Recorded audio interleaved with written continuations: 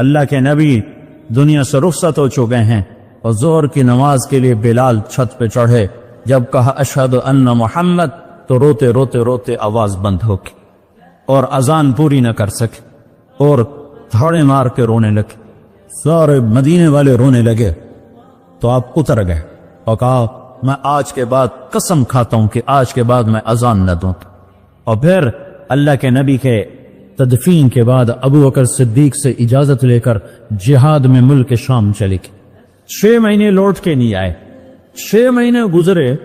1 لاکھ صحابہ نکلے ہوئے تھے جہاد میں. 1 لاکھ. کسی کو خواب نہیں آیا, صرف بلال کو خواب آیا. بلال, اللہ کے حبیب خواب میں, بلال یہ کیا بے وفائی, میرے شہر آنا ہی چھوڑ دیا. 6 مہینے گزرے ہیں, صحابہ 1 لاکھ کے قریب جہاد میں شام عراق میں جا چکے ہیں. خواب بلال کو آتا ہے, بلال یہ کیا بے وفائی, میرے شہر آنا ہی چھوڑ دیا. رات آنکھ کھلی, اونٹنی پہ سوار ہوئے, سوائے پیشاب اور نماز کے نہیں رکے. اور چل سو چل, چل سو چل, چل سو چل, چل سو چل. 7ویں دن مدینے پہنچے اور ان کو یہ یاد ہی نہیں رہا کہ اللہ کے نبی دنیا سے جا چکے ہیں. وہ ایسا عشق سوار تھا اور ایسا وہ خواب دل و دماغ کے حاوی ہوا کہ یہ بھول ہی گئے کہ اللہ کے نبی دنیا سے جا چکے ہیں. مدینے میں داخل ہوتے ہی نعرے مارے, یا رسول اللہ میں آ گیا, یا رسول اللہ میں آ گیا.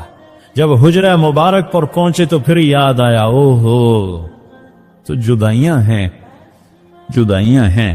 پھر بے قرار ہو کر اندر حجرے میں آئے اور چیخنے گئے, یا رسول اللہ میں تو آ گیا, آپ کہاں ہیں, میں تو آ گیا, آپ کہاں ہیں.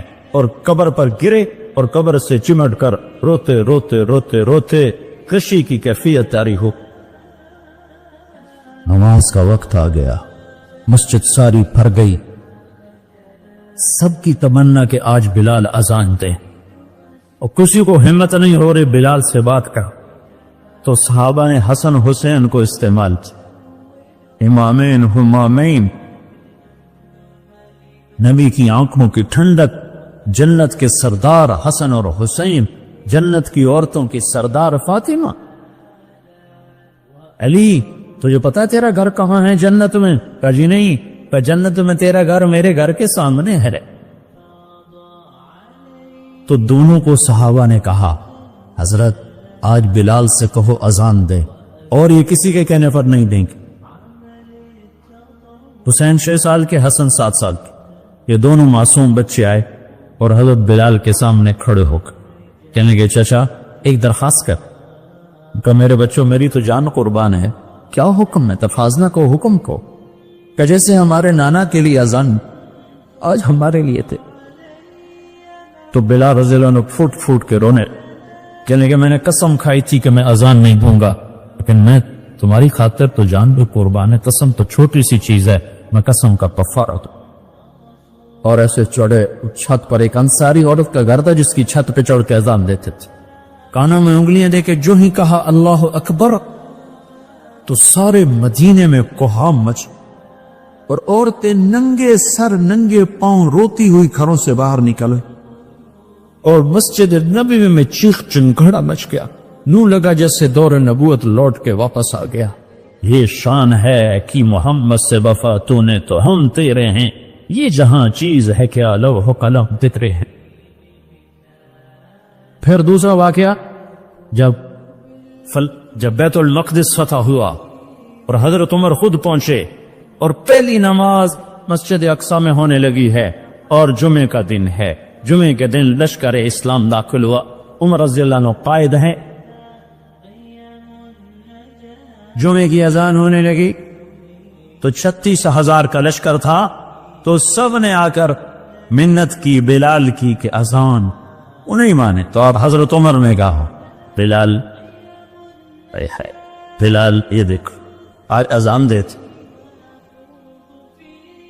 تو بلال وہ صخرہ پہ سوار ہوئے, وہ جو گنبد سے نظر آتا ہے اس کے نیچے ایک چٹان ہے جہاں براق باندھا گیا تھا, تو اس پہ سوار ہوئے, اور جو ہی کہا اللہ اکبر تو یہ 36,000 کا لشکر روتے روتے زمین پر گر گیا.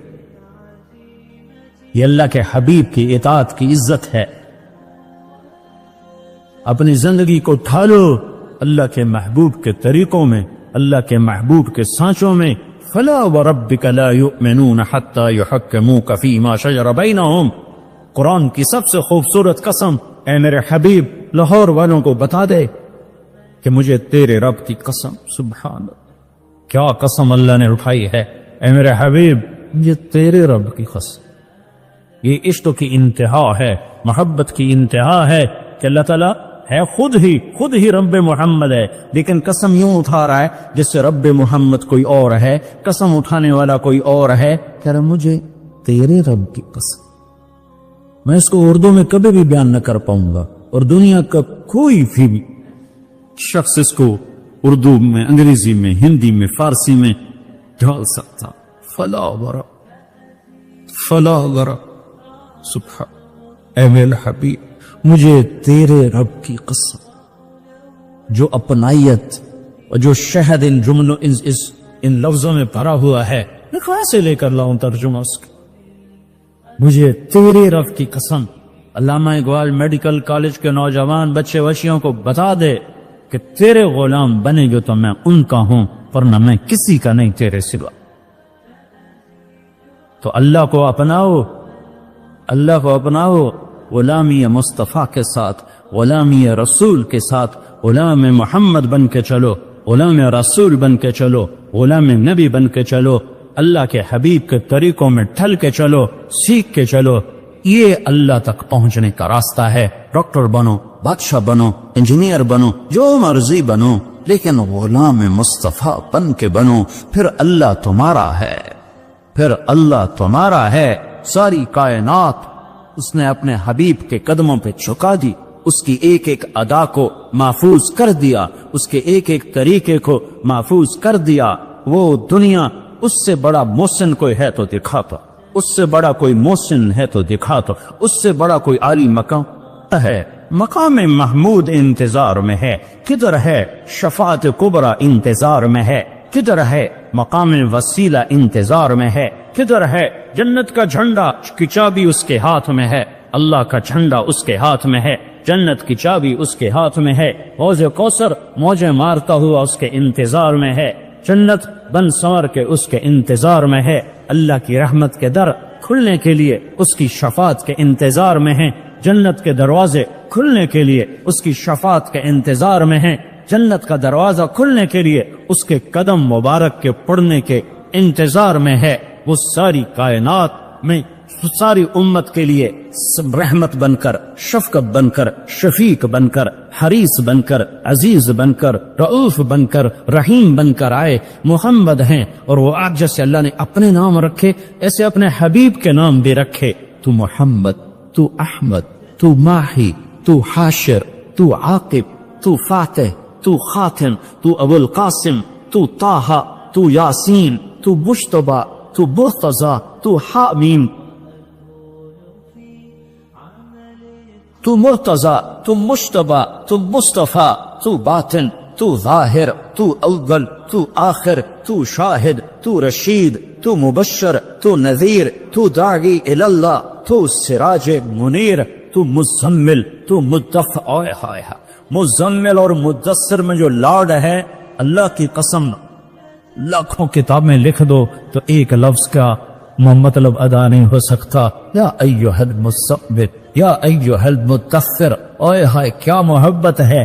کبھی مزمل، کبھی مدثر، کبھی طٰہٰ، کبھی یاسین، کبھی مبشر، کبھی نذیر، کبھی داعی الی اللہ، کبھی سراج منیر، کبھی حامد، کبھی محمود، کبھی رشید، کبھی عاقب، کبھی فاتح، کبھی اجود، کبھی اکحل، کبھی احور، کبھی ابیر، کبھی اہدب، کبھی اعلم، کبھی انور، کبھی اشرف، کبھی اعز، کبھی اتم، کبھی اجل، کبھی اشرف، کبھی اجمل، کبھی احسن. کیا میں الفاظ لاؤں جو میرے نبی کے لیے میرے اللہ نے چن چن کے اس کی جھولی میں ڈالے. وَأَحْسَنَ مِنْكَ لَمْ تَرَ قَطُّ عَيْنِي. تیرے جیسا حسین میری آنکھ نے نہیں دیکھا. حسن ظاہر کے لیے حسن کا لفظ ہے. وَأَجْمَلَ مِنْكَ لَمْ تَلِدِ النِّسَاءُ. تیرے جیسے جمال والا کسی ماں نے نہیں جنا. حسب نسب کی خوبصورتی کے لیے جمال ہے، شکل کی خوبصورتی کے لیے حسن ہے. تو میرے حسان نے کہا، میرے نبی کے شاعر نے کہا، تیرے جیسا حسین میری آنکھ نے نہیں دیکھا. تیرے جیسے حسب نسب والا کسی ماں نے نہیں جانا۔